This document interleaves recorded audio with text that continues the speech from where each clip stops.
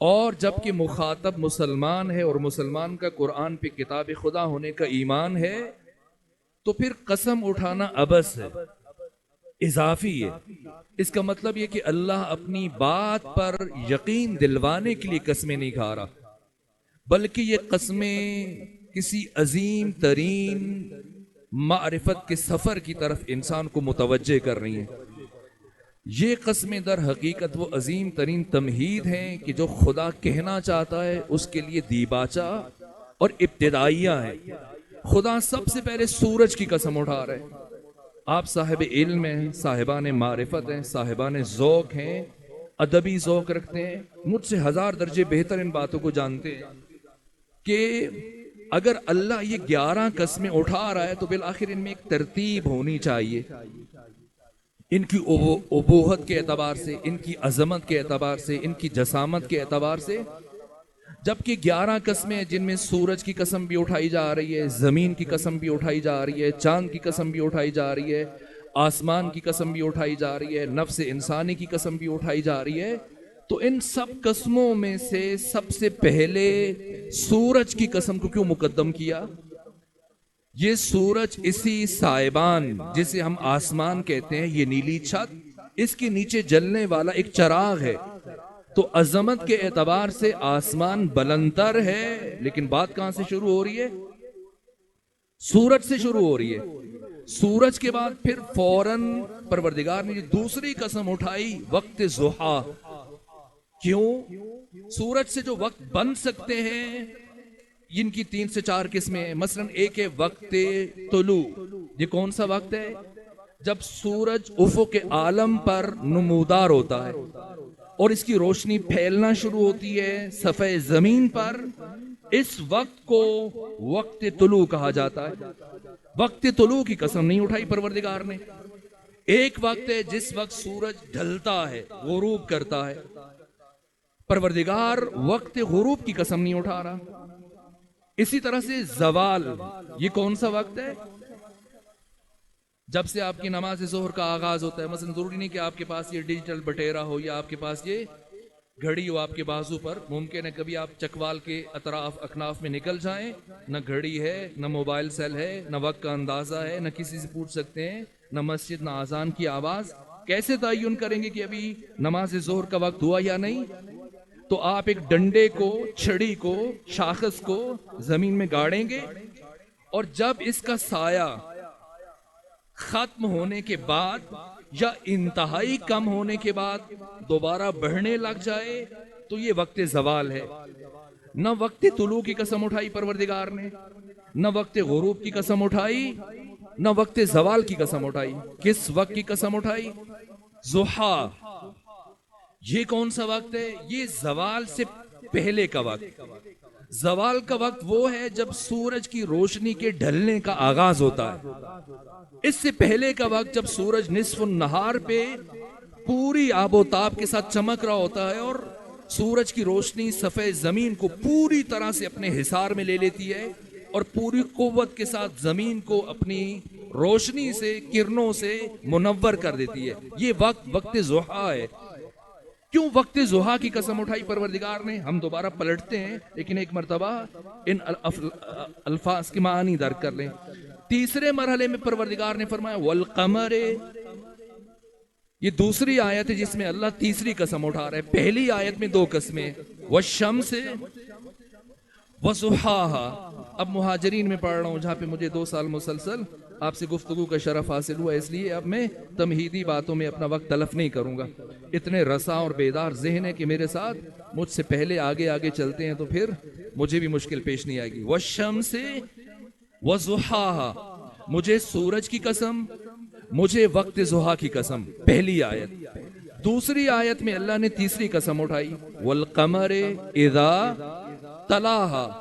دیکھیے 11 قسمیں ہیں اور ان 11 قسموں میں سے 8 قسمیں مطلق ہیں، ان میں کوئی قید نہیں ہے، کوئی شرط نہیں ہے۔ سورج کی قسم بغیر شرط کے، ضحیٰ کی قسم بغیر شرط کے، آسمان کی قسم اس میں کوئی قید نہیں ہے، زمین کی قسم اس میں کوئی قید نہیں ہے، زمین کے بچھائے جانے کی قسم، اس میں کوئی قید نہیں ہے.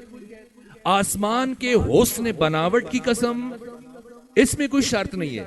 یہ 8 قسمیں مطلق ہیں، غیر مشروط ہیں، لیکن 3 قسمیں 11 میں سے یہ مشروط ہیں. سب سے پہلی قسم جو مشروط ہے یہ چاند کی قسم ہے. ایسے نہیں کہ پروردگار نے فرمایا والشمس وضحاها والقمر، نہیں، چاند کی قسم مشروط ہے. کب چاند کی قسم؟ جب اذا شرط ہے، تلاہا جب وہ بلا فاصلہ سورج کے ساتھ ظاہر ہوتا ہے. یہ پہلی قسم ہے جو مشروط ہے، مطلق چاند کی قسم نہیں ہے، مشروط ہے. اس کے بعد پھر تیسری آیت میں پروردگار نے چوتھی قسم اٹھائی. کیا فرمایا؟ وَالنَّهَارِ اِذَا جَلَّاهَا. یہ دوسری قسم چاند کے بعد یہ بھی مشروط ہے. دن کی قسم نہیں اٹھائی، فرمایا دن کی قسم جب وہ پوری طرح سے متجلی ہو جاتا ہے. اور پھر تیسری قسم اٹھائی وَاللَّيْلِ اِذَا يَغْشَاهَا. 2 مرتبہ اس کا معنی ابھی ممبر سے عرض کر چکا ہوں. تیسری مرتبہ آپ فرمائیں گے تاکہ مجھے اطمینان ہو جائے کہ میری باتیں پوری طرح سے میرے محترم سامعین تک پہنچ رہی ہیں. وَاللَّيْلِ اِذَا يَغْشَاهَا. اب آپ معنی فرما دیجئے. رات کی قسم جب، یہی عرض کرنا چاہتا ہوں، یہ دقت ہے، یہ بات قابل غور ہے، یہ قرآن ہے. 11 قسموں میں سے 10 قسموں کے ساتھ اللہ نے حال کی بات کی ہے. علماء کرام بھی تشریف فرمائے، خود آپ اہل علم اہل ادب عربی کا ذوق رکھتے ہیں. 11 قسموں میں 10 قسموں کے ساتھ حال کی بات کی ہے، اور ایک قسم کے ساتھ پروردگار فعل مضارع استعمال کر رہا ہے، مستقبل کی بات کر رہا ہے. وہ کون سی قسم ہے؟ لیل کی. یہ تیسری قسم جو مشروط ہے. جب اللہ نے رات کی قسم اٹھائی کیا فرمایا؟ وَاللَّيْلِ اِذَا يَغْشَاهَا. اور مجھے رات کی قسم جب وہ نہیں چھا جائے گی، مستقبل. اور پھر وَالسَّمَاءِ وَمَا بَنَاهَا. مجھے آسمان کی قسم اور اس کی عمدہ بناوٹ کی قسم. یہ 2 قسمیں.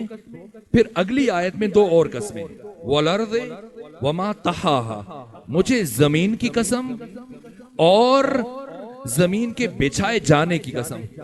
پھر 10ویں اور 11ویں قسم نفس انسانی کی قسم، روح انسانی کی قسم، اور اس کے توازن کی قسم، اس کے اعتدال کی قسم. اب 2 جواب ہم نے جو اب تک گفتگو کی ہے اس میں سے لینے کہ 11 قسموں میں سے 8 قسمیں مطلق ہیں، 3 قسمیں مشروط کیوں ہیں؟ یہ ایک بات. اور دوسرا سوال جس کا ہم مل کے جواب تلاش کریں گے وہ یہ کہ ان 11 قسموں میں سے 10 قسموں میں حال کی بات کی گئی ہے. صرف ایک قسم کے ساتھ پروردگار نے مستقبل کی بات کی ہے. اور پھر کیا فرمایا اگلی 3 آیتیں تاکہ پہلی 10 آیتیں مکمل ہو جائیں؟ وَالسَّمَاءِ وَمَا بَنَاهَا وَالْأَرْضِ وَمَا طَحَاهَا وَنَفْسٍ وَمَا سَوَّاهَا فَأَلْهَمَهَا. الہمہا الہام، یہ وحی کی ایک قسم ہے، اور وحی بھی ایک طرح کا الہام ہے. البتہ وحی کی بحث بہت دقیق ہے اس لیے ہم اس طرف نہیں بڑھیں گے. فَأَلْهَمَهَا. ہم نے اس نفس انسانی میں الہام کیا. کیا؟ فجورہا وتقواہا. فجور کو. یہ فجور کیا ہے؟ فجر، فاجر، فجور، فجرہ، یہ سارے کے سارے ایک خاندان کے لفظ ہیں. نماز فجر کو آپ فجر کیوں کہتے ہیں؟ فجر کے وقت کو آپ مثلا ظہر کیوں نہیں کہتے؟ فجر کے وقت کو فجر، یہ جو نام رکھا گیا کیوں رکھا گیا؟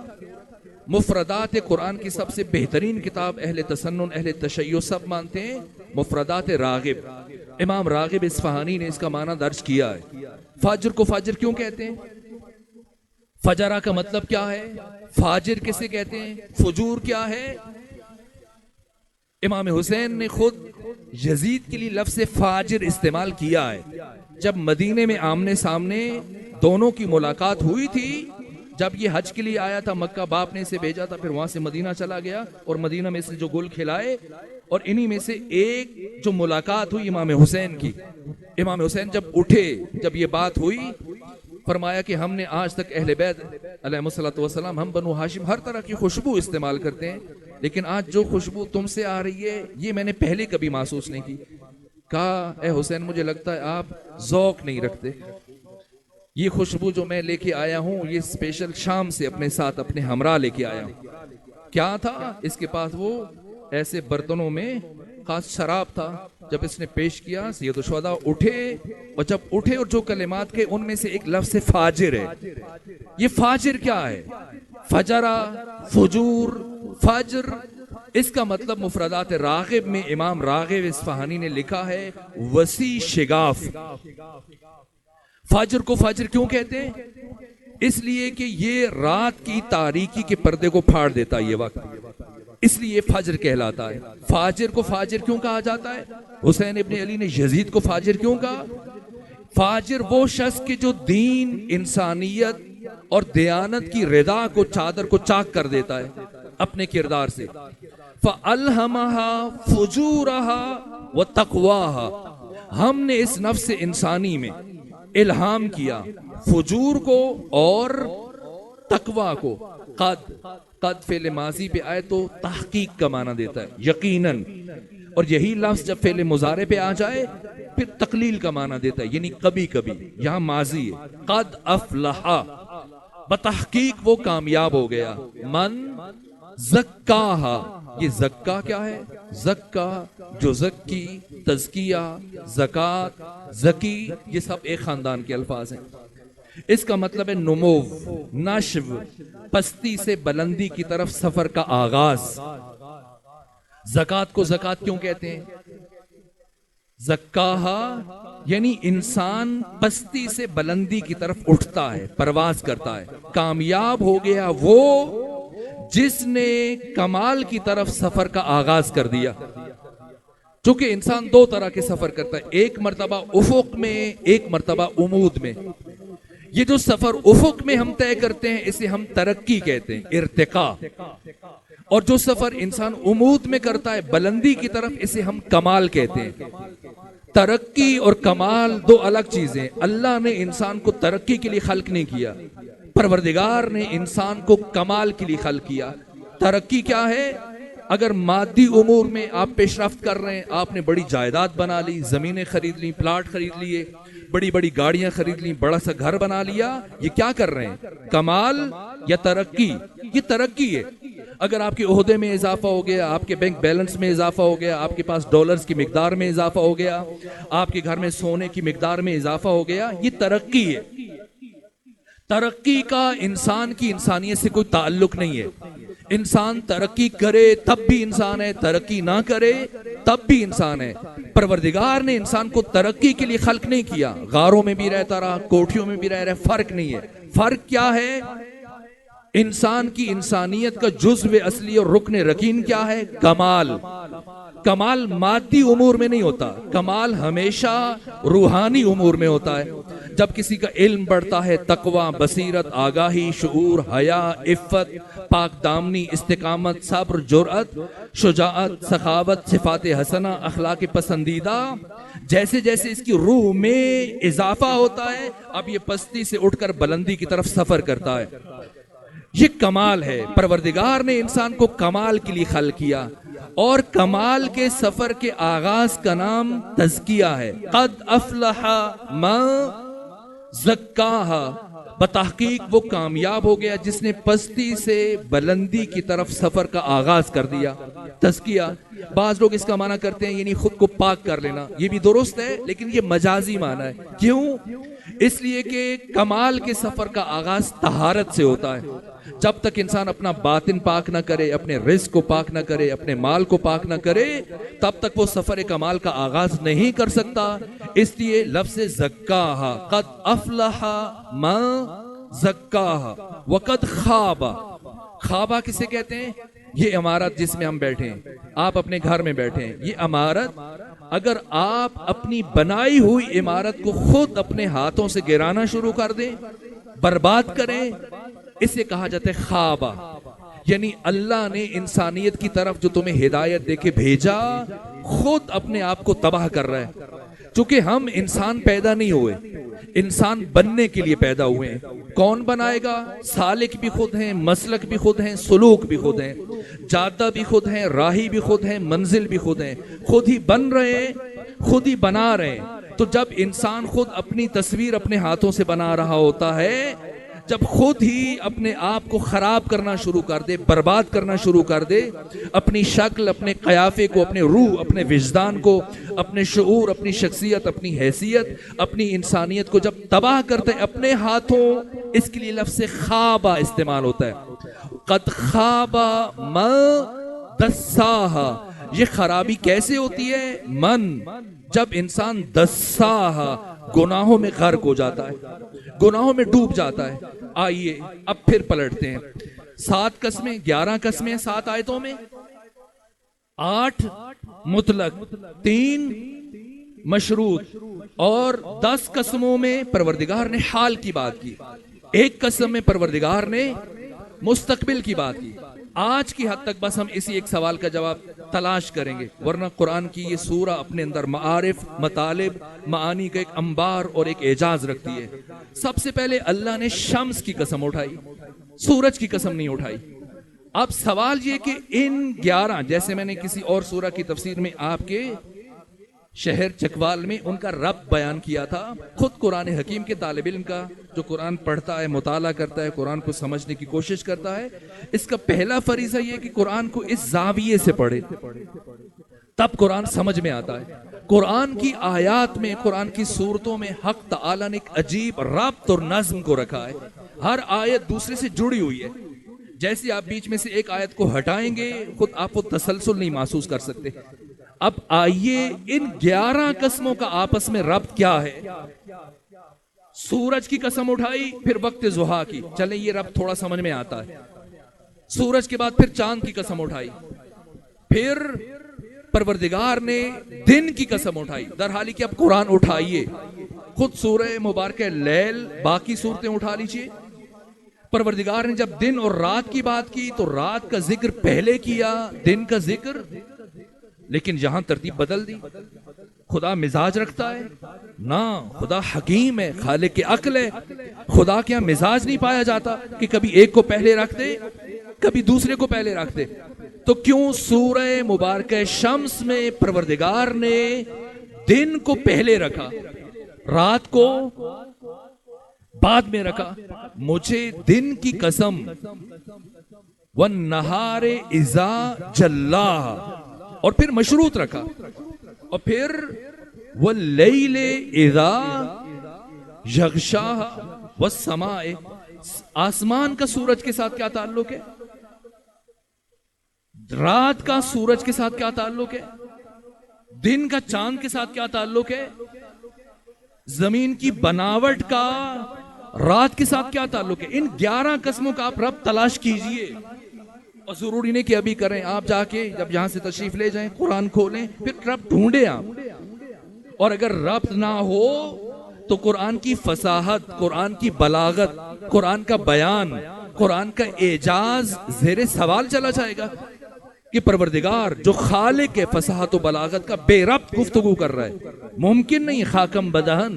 پہلی بات کہ ان 11 قسموں کا آپس میں کیا رابطہ ہے، اور دوسری بات پروردگار جس ایک بات کے لیے یہ 11 قسمیں اٹھا رہا ہے، اس ایک بات کے ساتھ ان 11 قسموں کا تعلق کیا ہے؟ کون سی بات کر رہے پروردگار؟ نفس انسانی کے تزکیہ کی. تو نفس انسانی کے تزکیہ کے ساتھ زمین کا کیا تعلق ہے؟ اگر ہے تو مجھے بتائیے.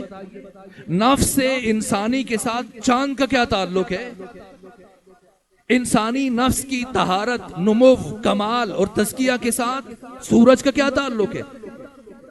ان قسموں کا آپس میں ربط اور ان 11 قسموں کو اس ایک بات کے ساتھ ربط تلاش کرنا ہے قرآن کے طالب علم کو جس کے لیے قسمیں کھائی جا رہی ہیں. اگر اب تک میرے ساتھ اب سفر میں شریک ہیں تو خاندان فاطمہ پر صلوات بھیجیے.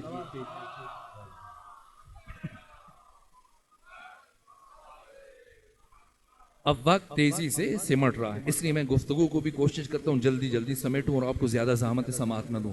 مجھے سورج کی قسم، اس کا مطلب یہ کہ جب تک ہم ظاہر قرآن پر رکے رہے تب تک ہم ان قسموں کے درمیان ربط تلاش نہیں کر سکتے، اور تب تک قرآن کی فصاحت و بلاغت و اعجاز زیر سوال ہے.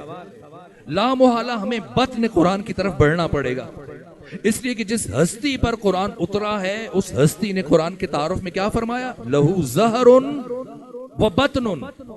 اس قرآن کا ایک ظاہر ہے، اس قرآن کا ایک باطن ہے. ظاہرہ انیق و باطنہ عمیق. اس کا ظاہر بڑا خوشنما ہے، بہت زیبا ہے، بہت خوبصورت ہے، لیکن اس کا باطن بہت گہرا ہے.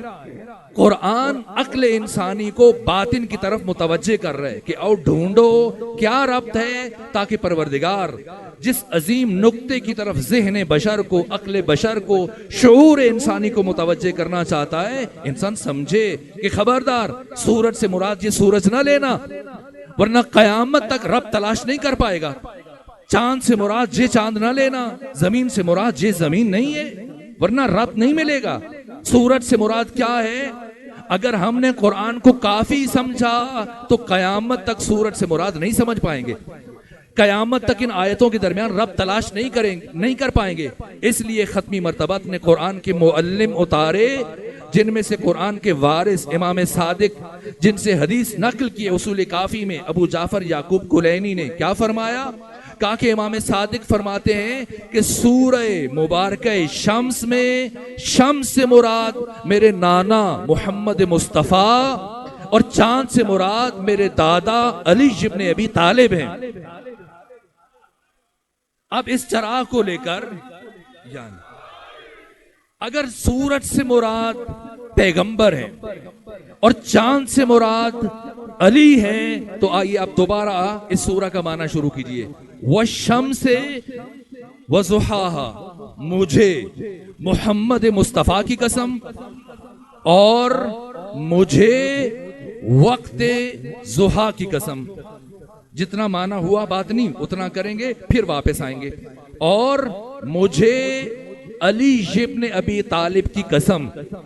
اگلے ٹکڑے کا کیا معنی کریں؟ اذا تلاہا، سورج کے ساتھ تو اللہ نے کوئی قید نہیں رکھی، ضحیٰ کے ساتھ تو اللہ نے کوئی قید نہیں رکھی، لیکن جیسی چاند کی بات آئی خدا نے ساتھ میں قید ذکر کر دی. چاند کی قسم کب؟ جب وہ بلا فاصلہ سورج کے ساتھ ظاہر ہوتا ہے. اب مولوی کی مرضی ہے وہ علی کو چوتھا نمبر دے، ملنگ کی مرضی ہے وہ علی کو پہلا نمبر دے، لیکن قرآن فرماتا ہے جہاں محمد مصطفیٰ ہے وہاں علی ابن ابی طالب ہیں. والقمر اذا تلاہا، یعنی مجھے علی ابن ابی طالب کی خلافت بلا فصل کی قسم. اب آئیے پلٹ کے والشمس وضحاہا والقمر اذا تلاہا، مجھے محمد مصطفیٰ کی قسم، مجھے وقت ضحیٰ کی قسم، اور مجھے علی ابن ابی طالب کی خلافت بلا فصل کی قسم. لیکن یہ درست نہیں ہے کہ آپ 11 میں سے 2 قسموں کا باطنی معنی لے اور باقی 9 کا ظاہری معنی لے. یا تو سب کا باطنی معنی لے یا سب کا ظاہری معنی لے. اگر سورج سے مراد محمد مصطفیٰ ہیں، چاند سے مراد علی ابن ابی طالب ہیں، تو پھر ضحیٰ سے مراد کیا ہے؟ دوبارہ ابو جعفر یعقوب کلینی نے، عجیب یہ ہے کہ اصول کافی میں یہ روایت ذکر کیا امام صادق سے، کہا یہ وقت ضحیٰ کیا ہے؟ فرماتے ہیں امام صادق کہ پروردگار نے میری دادی سیدہ زہرا کو 3 نور عطا کیے. ایک نور سفید، ایک نور زرد، ایک نور سرخ. نور زرد وقت طلوع ظاہر ہوتا ہے اور نور سرخ وقت غروب ظاہر ہوتا ہے، اور نور سفید وقت ضحا ظاہر ہوتا ہے. نور زرد سے مراد نور نبوت ہے اور نور سرخ سے مراد نور ولایت ہے اور نور سفید سے مراد نور عصمت و طہارت ہے. اور یہ نور سفید جو وقت ضحا ظاہر ہوتا ہے یہ نور میری دادی فاطمہ زہرا کا نور ہے. اور اللہ نے میری دادی فاطمہ زہرا کے نور کو نور زرد اور نور سرخ کے درمیان اس لیے رکھا کہ اگر میری دادی فاطمہ زہرا کے نور کو درمیان سے ہٹا دیا جائے تو نہ نور نبوت بچتا ہے نہ نور ولایت بچتا ہے. والشمس وضحاها والقمر اذا تلاها. اب ان دو آیتوں کا معنی کر سکتے ہیں. پہلی تین قسمیں ہمارے روشن ہو گئیں. مجھے محمد مصطفیٰ کی قسم, مجھے جمال فاطمہ کی قسم, مجھے علی ابن ابی طالب کی خلافت بلا فصل کی قسم, اور والنہار اذا جلاها, مجھے دن کی قسم. یہ دوسری قسم ہے جو مشروط ہے. دن کو مطلق نہیں چھوڑا, اس کا مطلب عام دن نہیں ہے. پروردگار عقل بشر کو کسی خاص دن کی طرف متوجہ کر رہا ہے. مجھے دن کی قسم جب وہ پوری طرح سے متجلی ہو جاتا ہے. یہ کون سا دن ہے؟ جب بات شمس کی ہو رہی ہے, جب بات قمر کی ہو رہی ہے تو یہ قرینہ حالیہ خود موجود ہے. جیسے شواہد التنزیل میں امام حسقانی نے بیان کیا ہے کہ شمس سے مراد کیا ہے, قمر سے مراد کیا ہے, اور پھر اس کے بعد دن سے مراد کیا ہے. مجھے دن کی قسم جب یہ پوری طرح سے متجلی ہو جائے گا. اب رب تلاش کیجئے, سورج اور چاند, اور اب بات ہو رہی ہے دن کی. سورج سے مراد پیغمبر, چاند سے مراد علی. اب اگلا سوال پوچھوں یہاں مہاجرین کے اہل علم, اہل دانش, اہل معرفت, اہل ادب, اہل ذوق سے, کہ پروردگار نے کیوں پیغمبر کو سورج کا اور کیوں علی کو چاند کا؟ مگر کیا پروردگار محمد مصطفیٰ کو چاند نہیں کہہ سکتے تھے, علی کو سورج کہہ دیتے؟ کیوں ختمی مرتبت کو سورج کا, کیوں علی ابن ابی طالب کو پروردگار نے, بس ختم کر رہا ہوں آپ کی زحمتوں کو تمام کر رہا ہوں, علی کو چاند کا کیوں؟ سورج اپنی روشنی میں اس کرۂ عالم میں مستقل ہے, بذات ہے. سورج نہ کسی ستارے سے روشنی لیتا ہے نہ کسی سیارے سے کسب ضیاء کرتا ہے. سورج اپنی روشنی میں خود مستقل ہے, بذات ہے. کسی ستارے نے سورج کو روشن نہیں کیا, کسی سیارے نے روشن نہیں کیا. پروردگار نے ذات ختمی مرتبت کو سورج سے تشبیہ دی. کیوں؟ کہ میرے محمد نے کسی دوسرے انسان سے کسب فیض نہیں کیا, کسی انسان سے علم حاصل نہیں کیا, کسی انسان سے معرفت حاصل نہیں کی. ذات مصطفیٰ کمال محض ہے اور اس کمال محض کا منبع ذات پروردگار ہے. ذات خدا نے لا متناہی علم, لا متناہی معرفت, تمام صفات کمال کو اپنے محبوب محمد مصطفیٰ میں رکھا, اس لیے سورج کے ساتھ تشبیہ دی. اور چاند خود روشنی میں مستقل نہیں ہے, چاند سورج سے کسب ضیاء کرتا ہے, سورج سے روشنی لیتا ہے. جو علم مصطفیٰ کے پاس ہے وہی علم مرتضیٰ کے پاس ہے, جو معرفت ادھر ہے وہی معرفت ادھر ہے, جو مقام عرفان یہاں ہے وہی مقام عرفان یہاں ہے. ذرہ برابر فرق نہیں ہے, فرق صرف ایک ہے کہ ذات مصطفیٰ نے یہ نور معرفت خود خدا سے حاصل کیا اور علی ابن ابی طالب نے بالواسطہ لیا خدا سے, محمد کے وسیلے سے. جو محمد کے پاس ہے وہی علی کے پاس ہے, لیکن علی نے محمد سے لیا, اس لیے قرآن نے محمد مصطفیٰ کو سورج سے تشبیہ دی, علی کو چاند سے تشبیہ دی. پیغمبر سورج, علی چاند. لیکن علی کب چاند ہے؟ جب پیغمبر کے ساتھ کھڑے ہوں. یہ سورج اور چاند ہونا نسبی ہے, لیکن یہی علی جب حسن کے ساتھ کھڑے ہوں گے, اب علی سورج ہیں اور حسن چاند ہے. آج شب شہادت منسوب ہے حضرت امام علی ابن موسیٰ الرضا سے. امام علی ابن موسیٰ الرضا کی زیارت میں آپ ایک جملہ پڑھتے ہیں, السلام علیکہ یا شمس الشموس, اے سورجوں کے سورج. آئیے مل کے تلاش کریں کہ امام کی زیارت میں استعمال ہونے والے اس لفظ کا مفہوم کیا ہے. سورجوں کا سورج کیا مطلب ہے؟ پروردگار ہمیں کیا سمجھا رہا ہے؟ علی چاند ہیں، کب؟ جب پیغمبر کے ساتھ ہوں، لیکن علی چاند بھی ہیں، سورج بھی ہیں۔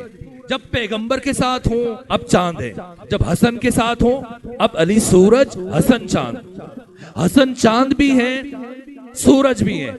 کب چاند ہے، کب سورج ہے؟ حسن جب علی کے ساتھ ہوں گے اس نسبت سے حسن چاند ہے، اور جب حسن حسین کے ساتھ کھڑے ہو اب چاند نہیں ہے، اب سورج ہے۔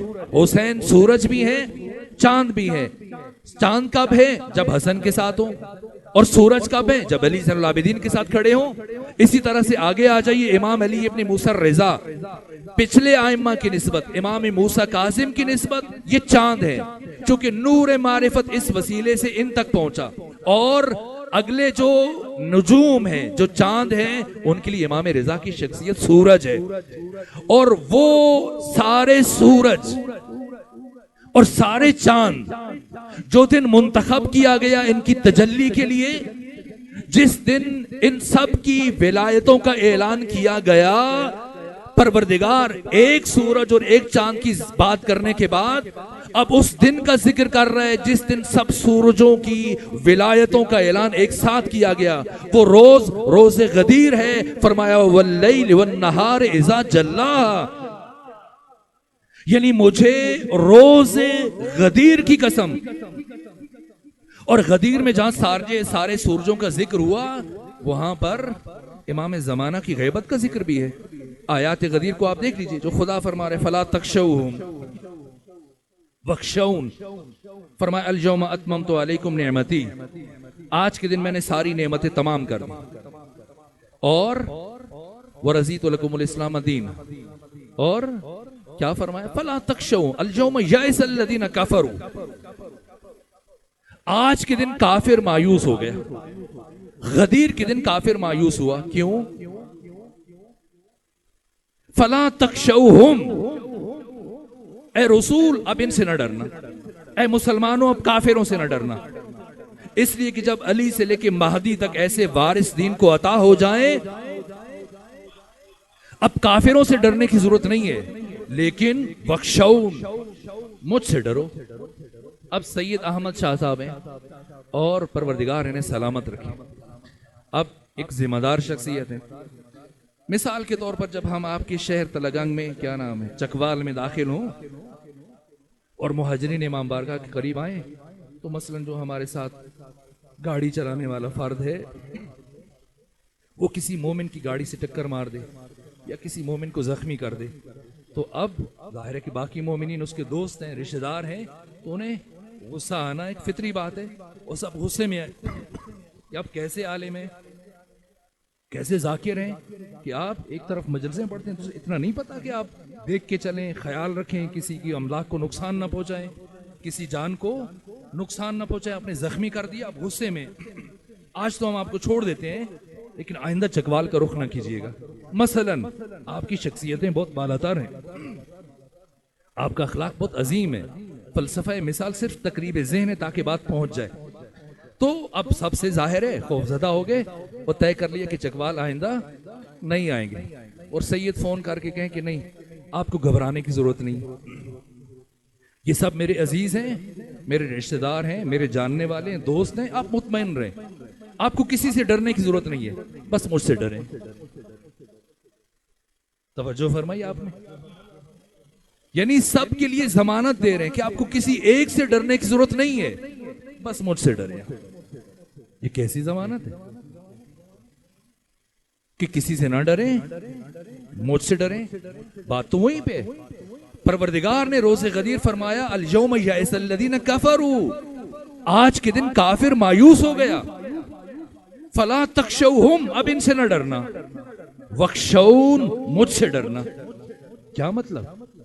مجھ سے ڈرنا یعنی میرے بنائے ہوئے قوانین سے ڈرنا، میرے بنائے ہوئے اصولوں سے ڈرنا، اور میری سنت یہ ہے کہ میں اپنے بنائے ہوئے قانون کی خود بھی مخالفت نہیں کرتا، اور میرا اصول کیا ہے کہ جب میری کسی نعمت کی قدر نہ کی جائے تو میں اس نعمت کو واپس لے لیتا ہوں، اور میرے پاس جتنی نعمتیں تھیں ساری کی ساری میں نے تمہیں غدیر میں عطا کر دی. اتمم تو کیا مطلب؟ نہ مکمل نہیں ہے، یہ باریک بات، اس پہ غور فرمائیے. اتمم تو تمام. اگر میں بات سمجھاؤں جو آپ نے کہی تو شاید زیادہ بہتر پہنچ جائے. آپ چکوال سے جاتے ہیں زیارات کے لیے؟ نہیں جاتے؟ جاتے ہیں. ایران جاتے ہیں، عراق جاتے ہیں، شام جاتے ہیں.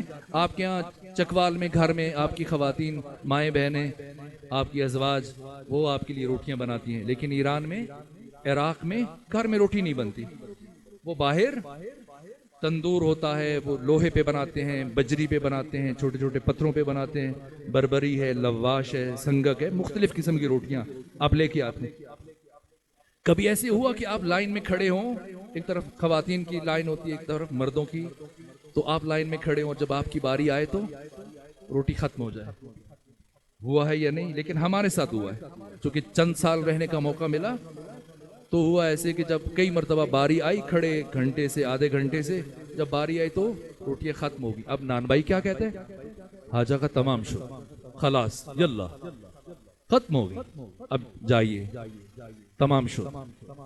روز غدیر پروردگار نے مسلمانوں سے یہی کہا، یلا خلاص تمام شو. میرے پاس جتنی نعمتیں تھیں ساری کی ساری میں نے تمہیں دے دی. یہ کون سی نعمتیں ہیں؟ یہ چیزیں واضح ہیں. نعمت سے کھانا پینا نہیں ہے.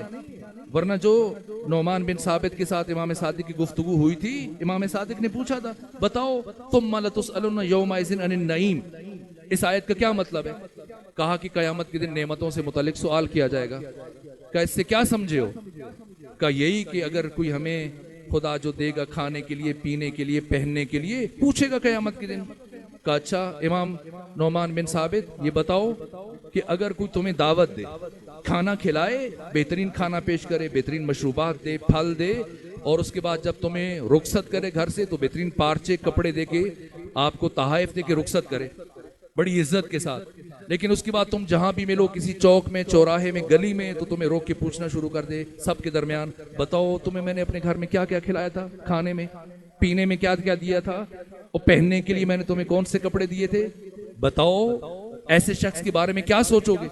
کہ یہی سوچوں گا بہت کم ظرف ہے، بہت کمینہ آدمی ہے. کہ اب بتاؤ خدا کے بارے میں تمہارا کیا خیال ہے؟ کہ خدا دنیا میں تمہیں یہ نعمتیں دے کھانے پینے پہننے کے لیے، اور جب قیامت کے دن جاؤ تو لائن میں کھڑا کر کے پوچھنا شروع کر دے کہ بتاؤ تمہیں کھانے کے لیے میں نے کیا کیا دیا تھا، پینے کے لیے کیا کیا دیا تھا. کہ پھر بتائیے وہ کون سی نعمت ہے؟ فرمایا ہوشیار ہو جاؤ، وہ نعمت ہم محمد و آل محمد کی ولایت کی نعمت ہے. اللہ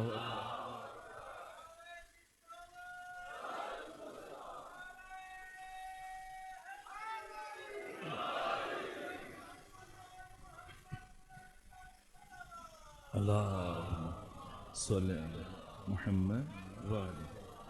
اور روز غدیر پروردگار نے، جیسا میں نے کبھی یہاں پر غدیر بیان کیا تھا، روز غدیر صرف امیر المومنین کی ولایت کے اعلان کا دن نہیں ہے. روز غدیر علی سے لے کے مہدی تک سب کی ولایت کے اعلان کا دن ہے، سب کا ذکر ہوا ہے. اور خطبہ غدیر میں ختمی مرتبت نے امام علی کے بعد سب سے زیادہ ذکر امام زمانہ کا فرمایا ہے. اور یہ جو فرمایا کہ الیوم اتممت علیکم نعمتی، آج کے دن نعمتیں تمام کر دی، جس کی میں نے آپ کو مثال دی، یعنی میرے پاس جو کچھ تھا سب کا سب تمہیں عطا کر دیا، علی سے لے کے مہدی تک. اور ساتھ کیا فرمایا؟ فلا تخشوہم، ایسے وارث آنے کے بعد ہم تمہیں کسی کافر سے ڈرنے کی ضرورت نہیں ہے، لیکن وخشون، مجھ سے ڈرو، مجھ سے ڈرو، یعنی میرے بنائے ہوئے قانون سے ڈرو. اور میرا بنایا ہوا قانون یہ ہے کہ میں خود بھی اپنے قانون کی نفی نہیں کرتا، اور وہ یہ ہے کہ اگر میری کسی نعمت کی قدر نہ کی جائے تو میں اسے واپس لے لیتا ہوں. خدا نے علی سے لے کے مہدی تک اپنی سب سے بڑی نعمتیں بشر کو عطا کی، لیکن بشر نے کیا سلوک کیا؟ امام علی کے ساتھ زندگی میں 25 سال تنہائیوں میں خون کے آنسو روتے رہے، 5 سال کے لیے حکومت میں آئے اور 3 جنگوں میں الجھا دیا گیا. ڈھونڈیے تاریخ بشر میں، آج دہشت گردی ہوتی ہے مسجدوں میں، امام بارگاہوں میں، عبادت گاہوں میں، پہلی مرتبہ مسجد کے اندر نماز کی حالت میں، حالت سجدہ میں، محراب عبادت میں کسے شہید کیا گیا؟ کب جنازہ اٹھا امام علی کا؟ آدھی رات کی تاریکی میں کتنے افراد تھے؟ 10 سے کم تھے، 9 افراد تھے، اور ہارون الرشید کے زمانے تک کسی کو امام علی کی قبر کا بھی نہیں پتا تھا۔ کیوں؟ مخفی رکھا معصومین نے، کہیں دشمن نقصان نہ پہنچائے، بے حرمتی نہ کرے۔ امام علی کے بعد پھر امام حسن، کیا سلوک کیا دوسری نعمت کے ساتھ امت نے؟ ڈھونڈیے تاریخ بشر میں ایسا جنازہ جو گھر سے نکلنے کے بعد دوبارہ گھر پلٹ کے آیا ہو۔ دشمن کے جنازے کے ساتھ بھی وہ توہین نہیں کی جاتی۔ 70 تیر پیوست تھے امام حسن مجتبیٰ کے جنازے میں۔ امام حسین کے ساتھ کیا کیا امت نے؟ میدان میں کھڑے ہو کے حل میں ناصر ینصرنا کی آواز بلند کرتے رہے۔ امت نے کیا سلوک کیا؟ 3 دن کا بھوکا اور پیاسا علی اصغر جیسے بچوں کو، شش ماہے کو شہید کیا۔ چوتھے امام، کسی امام کی امامت کا آغاز یوں نہیں ہوا جیسے سید سجاد کی امامت کا آغاز ہوا۔ 35 سال مسلسل خون کے آنسو بہاتے رہے۔ امام محمد باقر، امام جعفر صادق کے گھر کو 3 مرتبہ امت نے آگ لگائی۔ کس بے دردی کے ساتھ شہید کیا گیا؟ وہ سینہ جو علوم معارف کا خزینہ تھا، گنجینہ تھا، کیا ہوا؟ جگر کے ٹکڑے کٹ کٹ کے امام صادق کے دہنے مبارک سے آئے۔ یہ صلہ دیا امت نے، جو مسلسل 35 سال مسجد نبوی میں دنیا کی سب سے بڑی عظیم درسگاہ قائم کی، امت کو باشعور بنایا۔ کیا سلوک کیا امت نے؟ امام موسیٰ کاظم، آپ کے فرزند، ڈھونڈیے تاریخ بشر میں کوئی ایک جنازہ جسے زنجیروں میں اور بیڑیوں میں جکڑ کر قبر میں اتارا گیا ہو سوائے امام موسیٰ کاظم کے۔ کیا حال کیا امت نے؟ امام رضا پردیس میں شہید ہو گئے، امام محمد تقی، امام علی نقی، امام حسن عسکری۔ آپ میں بہت سارے افراد، خود سید کی میں نے بات کی، شاید 100 کے قریب سن ہو ان کا، 70 80 90 سال کے قریب ہو۔ آپ امام محمد تقی، امام علی نقی، امام حسن عسکری کی عمروں کو جمع کریں۔ امام محمد تقی کی کل عمر 25 سال ہے۔ یہ کوئی عمر ہے شہادت کی، دنیا سے جانے کی؟ امام علی نقی کی کل عمر 40 سال ہے۔ امام حسن عسکری کی کل عمر 29 سال ہے۔ 3 ائمہ کی عمر ملائیں تب ہمارے درمیان جو بزرگ بیٹھے ان کی عمر بنتی ہے۔ اور امام زمانہ کی امامت کا آغاز کیسے ہوا؟ آپ کی والدہ معظمہ کے ساتھ کیا ظلم ہوا جب امام زمانہ کو تلاش کیا جا رہا تھا، جس کے بعد خود آپ کی والدہ معظمہ کی شہادت ہوئی۔ صرف ثانیہ زہرا کو اسیر نہیں کیا گیا، امام زمانہ کی والدہ معظمہ کو اسیر کر کے لے کے گئے۔ تماچے لگے۔ خدا کی نعمتوں کے ساتھ پروردگار نے مسلسل علی سے لے کے امام حسن عسکری تک اپنی نعمتیں بھیجی امت کے درمیان، امت نے ناقدری کی۔ خدا نے فرمایا پہلے میرے یہ راہبر، میری نعمتیں، یہ امام تمہیں میدان میں بلاتے رہے، تم نہیں آئے، اب یہ میری آخری حجت، میرا آخری نائب، میرا آخری جانشین، یہ خلیفۃ اللہ فی الارض امام زمانہ، اسے میں بے قدروں کے حوالے نہیں کروں گا۔ پہلے یہ بلاتے رہے، تم نہیں آئے، اب تم بلاتے رہو گے، میں اپنے آخری جانشین کو نہیں بھیجوں گا جب تک تم میں صلاحیت پیدا نہیں ہو جاتی۔ یہ میرا آخری ذخیرہ ہے، اسے میں بے قدروں کے سپرد نہیں کروں گا۔ یہ آیات غدیر ہیں۔ اب پلٹ کے آئیے سورہ مبارکہ شمس میں، آخری جملہ عرض کر رہا ہوں، وقت ختم ہو گیا۔ وَالنَّهَارِ إِذَا جَلَّاهَا، یہ جو میں نے دوسرے سوال کا جواب دینے کی کوشش کر رہا ہوں، 11 قسموں میں سے ایک قسم کے ساتھ اللہ نے مستقبل کی بات کی، وَاللَّيْلِ إِذَا يَغْشَاهَا، مجھے رات کی قسم جب وہ چھا جائے گی، یعنی مجھے غدیر کی بات کرنے کے بعد خدا فرمانا چاہ رہے مجھے غیبت مہدی کی قسم۔ رات کو پروردگار نے غیبت امام زمانہ کے ساتھ تشبیہ دی۔ میرے عزیزو، امام زمانہ آج بھی غیبت میں خون کے آنسو بہا رہے۔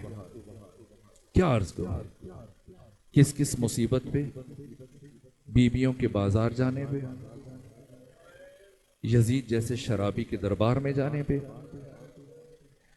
ایک وہ ہستی ہے جس سے متعلق امام زمانہ کے کلمات عجیب ہیں۔ زیارت ناحیے میں 3 مرتبہ سیدہ سکینہ کا ذکر کیا. یہ درد ہے. خود امام رضا علیہ السلام کی بھی شب شہادت ہے. آپ نے بھی جو سید الشہداء کی اس دختر سے متعلق فرمایا, امام محمد تقی نے, امام موسیٰ کاظم نے, اہل بیت کا دکھ ہے.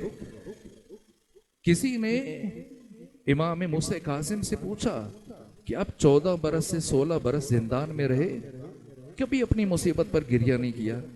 جب بھی روئے یہی کہا, ہائے دادی زینب, ہائے آقا زادی سکینہ. دکھ ہے معصومین کے دل میں, حسین کی اس یتیمہ کا بہت دکھ ہے.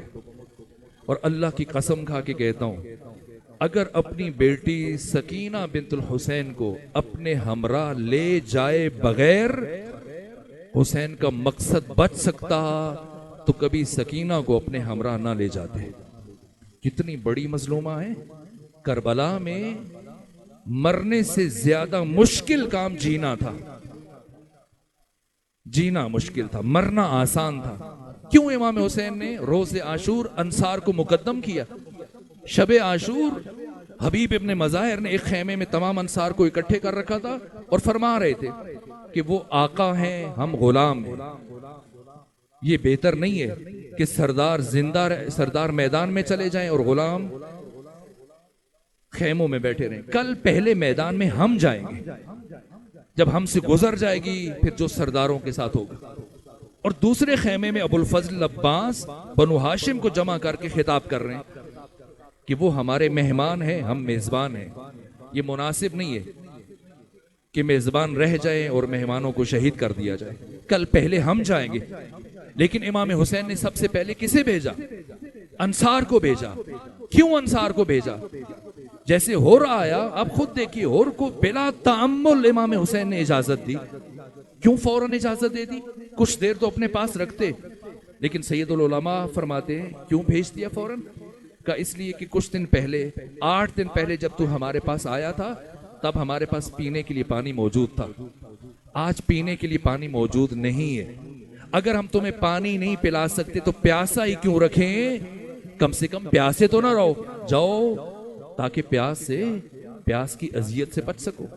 اور باقی جتنا مشکل مرحلہ تھا کربلا میں, 3 دن تھا, 4 دن شروع ہو چکا تھا پیاس کی کیفیت میں. اس لیے انصار کو پہلے بھیجا گیا تاکہ ان کی مشکل کم ہو, اور پھر بنو ہاشم کو بھیجا. یہاں پر میں بہت سوچتا ہوں کہ جناب علی اصغر کو سب سے آخر میں کیوں رکھا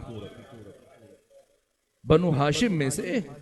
اس لیے کہ سب سے زیادہ مشکل پیاس علی اصغر کی تھی. تو کم سے کم اگر اصحاب سے پہلے حسین علی اصغر کو نہیں بھیجتے تو بنو ہاشم کی قربانیاں جب شروع کر رہے ہیں تب بھیج دے. لیکن سب سے آخر میں رکھا. خود پیش کیوں کیا؟ علی اصغر کو اگر نہ لے جاتے تو کیا دشمن آ کے آپ کو خیمے میں شہید کرتا؟ اور بھی تو چھوٹے بچے تھے, بچ گئے. علی اصغر کو کیوں لے کے گئے؟ میر انیس نے اپنے ایک شعر میں یہ جواب دینے کی کوشش کی. اچھی بات ہے, لیکن بات اس سے تھوڑی اور آگے. میر انیس کہتے ہیں کہ امام حسین علی اصغر کو اس لیے لے گئے اپنے ہاتھوں پہ اٹھا کے میدان میں کہ ایک دن کے بعد 11 محرم کو جب خواتین کو مخدرات عصمت و طہارت کو لے کے جایا جائے گا تو ماں کے ہاتھ تو پس گردن بندھے ہوں گے, اور اصغر اتنا چھوٹا ہے کہ خود اونٹ کی پشت پر نہیں بیٹھ پائے گا, گر کے مر جائے گا, تو چلو میرے ہاتھوں پہ شہید ہو جائے. یہ تخیل دیا میر انیس نے. لیکن جتنا میں نے تدبر کیا, امام حسین نے علی اصغر کی شہادت کو کیوں سب سے آخر میں رکھا؟ اس لیے کہ حسین نے اپنی شہادت اور پیغام کو آفاقی بنانا ہے, پوری انسانیت تک پہنچانا ہے.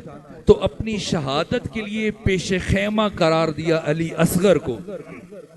علی اصغر اور سیدہ سکینہ امام حسین کی مظلومیت پر مہر تصدیق ہیں, جس کے بعد جس دل میں ذرہ برابر انسانیت ہے وہ کربلا کو فراموش نہیں کر سکتا. یہ سکینہ ہے. میں جملہ عرض کر رہا تھا, کربلا میں مرنے سے زیادہ مشکل کام جینا تھا. جو پہلے چلا گیا اس کی مصیبت کم ہے، جو بعد میں گیا اس کی مصیبت زیادہ ہے، اور جو سب سے آخر میں گیا پچھلے سب سے اس کی مصیبت زیادہ ہے۔ اور پھر سید ابن طاؤس فرماتے ہیں سارے شہیدوں کی مصیبت ایک طرف اور ایک ایک قیدی کی مصیبت ایک طرف، اور پھر فرماتے ہیں سارے قیدیوں کی مصیبت ایک طرف اور حسین کی چھوٹی بیٹی سکینہ کی مصیبت ایک طرف۔ وقت بہت ہو گیا، میں نے آپ کو بہت زحمت سماعت دی، لیکن بس اب آخر میں ایک ہی جملہ پڑھوں گا۔ اور کیا مصیبت ہے؟ میں صرف ایک مصیبت کی طرف اشارہ کروں۔ 11 محرم کو جب بیبیوں کو سوار کرانے کا وقت آیا، ایک مرتبہ لشکر عمر ساتھ قریب آیا، ثانی زہرا کے چہرے پر جلال آیا، فرمایا دور ہو جاؤ، ہم نبی کی بیٹیاں ہیں، مخدرات عصمت و طہارت ہیں، کوئی فرد ہمارے قریب نہ آئے، ہم خود سوار کرائیں گے۔ ثانی زہرا نے ہر بیوی کو خود سوار کرایا، لیکن ایک بچی ہے جسے جب سوار کرایا جا رہا تھا خود شمر ابن ذوالجوشن آگے بڑھا۔ کیوں؟ اس کے دل میں بہت کینہ تھا آقا حسین کے لیے اور آپ کی بیٹی سیدہ سکینہ کے لیے، آپ کی اولاد کے لیے۔ آگے بڑھا، کہا کہ اس بچی کو میں سوار کرتا ہوں۔ کیا کیا؟ اس نے ایک بے کجاوا اونٹ کی پشت پر سیدہ سکینہ کو بٹھا دیا۔ جیسی امام سجاد نے اور ثانیہ زہرا نے یہ منظر دیکھا، فرمایا اے شقی، یہ بچی تو کبھی محمل پر تنہا سوار نہیں ہوئی، کیسے ممکن ہے کہ بغیر محمل کے یہ اونٹ کی پشت پر سوار ہو سکے؟ یہ بچی گر جائے گی۔ کہ آپ لوگ پریشان نہ ہو، میں ایسا انتظام کروں گا، یہ بچی نہیں گرے گی۔ اب اس شقی نے کیا کیا؟ ایک رسی کو سیدہ سکینہ کے ایک پاؤں کے ساتھ باندھا اور اس رسی کو اونٹ کے نیچے سے گزار کر بی بی کے دوسرے پاؤں کے ساتھ باندھ دیا۔ کیا ہوا؟ اونٹ سفر کرتا رہا، منزلیں طے ہوتی رہیں، یہاں تک کہ صحرا عبور ہوئے، جنگل عبور ہوئے، اور ایک مرحلے پر پہنچ کر ایک مرتبہ شمر کا یہ کاروان رک گیا۔ یہ غصے سے اپنی سواری سے نیچے اترا، اپنے سپاہیوں کے پاس آیا کہ میں نے تمہیں منع کیا تھا میری اجازت کے بغیر نہ رکنا، کیوں رکے ہو؟ کہ کیا کرے، یہ نیزہ جس پر سر حسین سوار ہے، ہم نے بارہا کوشش کی، یہ اٹھ نہیں رہا، یہ نیزہ زمین میں گڑ گیا ہے اور ہم نے کوشش کی، اٹھایا نہیں جا رہا۔ شمر ہے لیکن جانتا ہے کہ سر حسین کیسے آگے بڑھے گا۔ یہ نہیں کہا کہ 2 اور مل جاؤ، 3 اور مل جاؤ، سب مل کے اٹھاؤ، اٹھا لو گے، نہیں کہا، جانتا ہے کیسے چلے گا یہ سر۔ ایک مرتبہ اس نے تازیانہ اٹھایا اور چلتا ہوا سید سجاد کے قریب آیا، اس نے پوری قوت سے سید سجاد کی پشت پر تازیانوں کی بارش برسانا شروع کی۔ اتنے تازیانے مارے کہ سید سجاد کی پشت سے خون جاری ہونا شروع ہوا اور سید سجاد خاموشی سے برداشت کرتے رہے۔ جب بہت وقت گزر گیا، یہ تازیانے مار مار کے تھک گیا اور آپ کا خون زمین پر بہنے لگ گیا، ایک مرتبہ سید سجاد نے اپنے بابا کے چہرے کی طرف دیکھا، کہا بابا صرف ایک بات بتا دیجئے، یہاں رکنے کا سبب کیا ہے، یہاں رکنے کی وجہ کیا ہے؟ ایک مرتبہ لبہائے حسینی میں جنبش پیدا ہوئی کہ سید سجاد میری بیٹی سکینہ پیچھے جنگل میں گر گئی ہے، جب تک میری سکینہ نہیں آئے گی حسین آگے نہیں بڑھے گا۔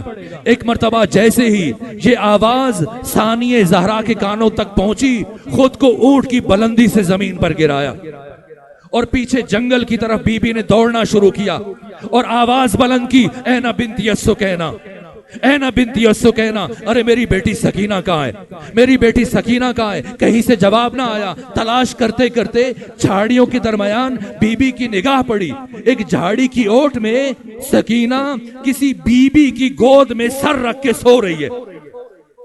ثانیہ زہرا تعجب سے آگے بڑھی، اس بی بی کے چہرے پر نقاب تھا۔ بی بی نے آگے بڑھ کے سوال کیا، جب ساری دنیا ہماری دشمن بن چکی ہے، آپ کون ہیں جو ہماری بیٹی سے اتنی نوازش کر رہی ہیں؟ اور یہ بچی تو 10 محرم سے لے کے اب تک نہ میری گود میں سوتی ہے، نہ بھائی کی گود میں سوتی ہے، نہ اپنی ماں کی گود میں سوتی ہے۔ ایک مرتبہ اس بی بی نے اپنے چہرے سے نقاب ہٹایا، کہا بیٹی زینب پہچانو، اگر میری گود میں یہ بچی آرام نہیں کرے گی تو پھر کس کی گود میں آرام کرے گی؟ ارے یہ وہی گود ہے جس گود میں اس بچی کا بابا حسین سویا کرتا تھا۔ الا لعنت اللہ علی القوم الظالمین وسيعلم الذين ظلموا أي منقلب ينقلبون۔